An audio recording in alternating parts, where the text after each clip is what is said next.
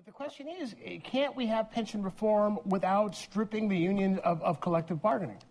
Well, here's the thing. I don't think it's really going to come because they're not going to support it. And, you know, I support our public employees. I used to be one. I worked for the Sheriff's Department for about 16 years, and I actually used to be a member of the union.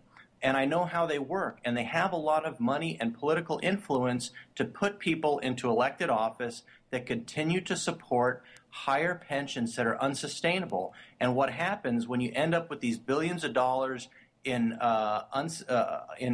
pension liabilities that are unfunded, it comes out of the general fund, and that takes money away from things like public safety, police, fire, education, roads and infrastructure, and then the same elected officials will say, hey, well, to pay for this, we need to raise taxes. Now, I'm not going to support new taxes, and I don't believe that the taxpayers want that. This burden is being put unfairly on the taxpayer, and that's why. Okay, so just one second. I want to make sure I understand this. So you're saying that without stripping the union of collective bargaining rights, that there's going to be a tax increase, that those two things cannot possibly be mutually exclusive. There's no other way to reform the pension system. None. I would love, hey, believe me, I would love to see pension reform. I would love to see them step up to the plate. But I don't think that's going to happen. We need to get back in line with something that's more sustainable, that's more in line with the private sector. Most people in the private sector, one, they either don't have a pension, or if they do,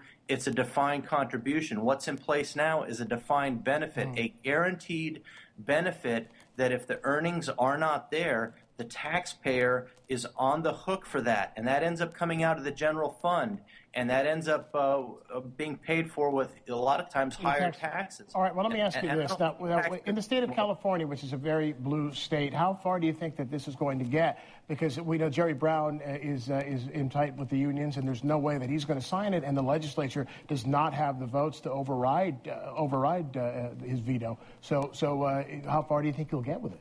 Well, I appreciate that, and whether it goes far or not, remains to be seen. I still feel an obligation to put this forward and to relay it to the public what's going on with the budget and with the pension system and how it affects them. That what's in place right now has been negotiated through collective bargaining and by elected officials who are supported by public employee union money to put these unsustainable benefits in place. And as a result, the taxpayer is on the hook for billions of dollars in unfunded liability. And we're not going to be able to solve our budget crisis until we address pensions.